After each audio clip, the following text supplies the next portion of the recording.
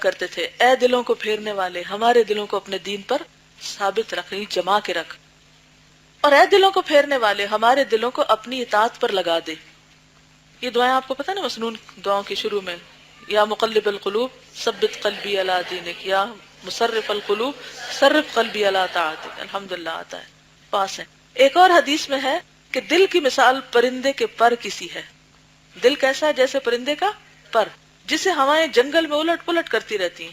کبھی آپ نے دیکھا ہوگا برقع چلے، پر تو شاید نہ نظر آئے کہ پرندے بیچارے کم ہو گئے، لیکن کبھی کاغذ اٹھتا ہے نا، ہوا چل رہی تو کیا ہوتا ہے، کبھی ادھر ہوتا ہے اور پھر دوسری طرف کی ہوا چلتی تو ادھر ہو جاتا ہے، الٹ پلٹ ہوتا رہتا ہے۔ تو دل کا حال بھی کیا ہے؟ الٹ پلٹ ہوتا رہتا ہے۔ معلوم ہونا چاہیے کہ بھلائی یا برائی پر ثابت رہنے یا ان میں متردد ہونے میں دل تین طرح کے۔ پہلا، وہ جو تقوی سے آباد ہے، اللہ کا ڈر ہے اس میں، ریاضت سے پاک ہو چکا ہے، یعنی محنت کر کر کے اب وہ ایک جگہ ٹھہر گیا ہے، تقوی قابض ہو گیا، اور برے اخلاق سے صاف ہے۔ اس دل میں غیب کے خزانوں سے بھلائی کے خیالات آتے رہتے ہیں اور فرشتہ رہنمائی کرتا رہتا ہے۔ یعنی ایسے دل کی واردات کیا ہوتی ہیں، اس پہ کون سے خیالات زیادہ آتے ہیں؟ بھلائی کے، اچھائی کے، نیکی کے، نئے نئے آئیڈیاز، نئے نئے خیال، اور پھر انسان ان کے پیچھے لگ جاتا ہے، اچھا یہ کر لوں یہ کر لوں، کیونکہ دل میں اللہ کا خوف ہے۔ لوگوں کی بری باتیں سوچنے کی بجائے انسان جب خیر خواہی رکھتا ہے تو اللہ تعالیٰ بھی مدد کرتا ہے، اور اللہ تعالیٰ کی تائید ہوتی ہے اور فرشتوں سے مدد ہوتی۔ دوسرا، وہ جو ذلیل ہے، اس میں خواہشات بھری ہیں، اس میں گندگیاں ٹھوسی گئی ہیں اور برے اخلاق سے آلودہ ہے، اس پر شیطان کا غلبہ رہتا ہے، کیونکہ اس کے لیے جگہ بڑی فراخ ہے، کیونکہ خواہشات کے ذریعے وہ بھی اندر آ جاتا ہے نا، اور ایمان کا دائیا کمزور ہو جاتا ہے۔ دل خواہشات کے دھوئیں سے بھر جاتا ہے اور روشنی ختم ہو جاتی، ختم ہو جاتی، گویا ایسے ہو جاتا ہے جیسے آنکھ دھوئیں سے بھری ہو۔ اس حالت میں وہ دیکھ نہیں سکتی، کہ آنکھ کھلتی نہیں، جب دھواں ہوتا ہے تو کیا کرتے ہیں ہم؟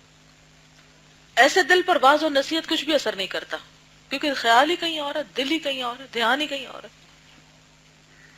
تیسرا وہ ہے جس میں مختلف خیالات آتے ہیں، برے خیالات آتے ہیں تو اسے برائی کی دعوت دیتے ہیں، پھر ایمان کے خیالات آتے ہیں تو اسے نیکی کی دعوت دیتے ہیں۔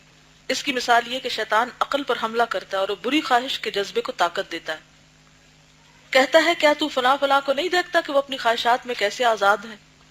یہاں تک کہ علماء کی ایک جماعت کو بھی گنتا ہے جو ان کی مرضی کے مطابق فتوے دیتے، وہ تو اتنا ریجڈ نہیں، وہ تو ایسا کہتا ہے۔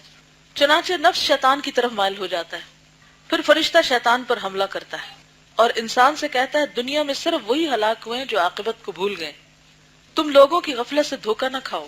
اگر گرمی کے موسم میں لوگ دھوپ میں کھڑے ہوں اور تمہارے پاس ٹھنڈا مکان ہو تو کیا تم لوگوں کی موافقت کرو گے؟ یعنی تم بھی دھوپ میں چلے جاؤ گے، یا اپنی مصلحت دیکھو گے کہ تمہیں کیا سوٹ کرتا ہے؟ اور جب تم سورج کی گرمی میں ان کی مخالفت کرو گے تو ان کاموں میں کیوں مخالفت نہیں کرو گے جن کا انجام دوزخ ہے؟ کتنی خوبصورت مثال ہے۔ عام طور پر ہم جب کوئی غلط کام کرتے ہیں تو کیا دلیل تعویل دیتے ہیں؟ لوگ بھی تو یہی کرتے ہیں، فلاں عالم بھی یہی کرتا ہے، فلاں صاحب بھی یہی کرتے ہیں، ہم کیوں نہ کریں؟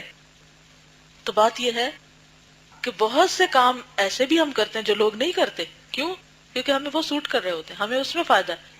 تو اللہ کی بات، آخرت کی فکر، اس میں کیا ہمیں ایسا نہیں کرنا؟ اب نفس فرشتے کی طرف مائل ہو جاتا ہے، ان دونوں لشکروں میں کشمکش شروع ہو جاتی، یہاں تک کہ دل پر وہ غالب آ جاتا ہے جو اس کا زیادہ حقدار ہے۔ جو بھلائی کے لیے پیدا ہوا اس کے لیے بھلائی آسان ہو جاتی، اور جو برائی کے لیے پیدا ہوا اس کے لیے برائی۔ فَمَن يُرِدِ اللَّهُ أَن يَهْدِيَهُ يَشْرَحْ صَدْرَهُ لِلْإِسْلَامِ وَمَن يُرِدْ أَن يُضِلَّهُ يَجْعَلْ صَدْرَهُ ضَيِّقًا حَرَجًا كَأَنَّمَا يَصَّعَّدُ فِي السَّمَاءِ۔ جسے اللہ ہدایت دینے کا ارادہ رکھتا ہے اس کا سینہ اسلام کے لیے کھول دیتا ہے، اور جسے گمراہی میں رکھنا چاہتا ہے اس کا سینہ نہایت ہی تنگ کر دیتا ہے، بہت تنگ کر دیتا ہے، جیسا کہ وہ آسمان میں چڑھتا ہے، سیڑھیاں چڑھ کے جیسے اوپر جاتا ہے نا تو سانس بند ہونے لگتا ہے، گھٹنے لگتا ہے۔ اے اللہ ہمیں اپنے پسندیدہ کاموں کی توفیق عطا فرما، اللہم وفقنا لما تحب وترضى۔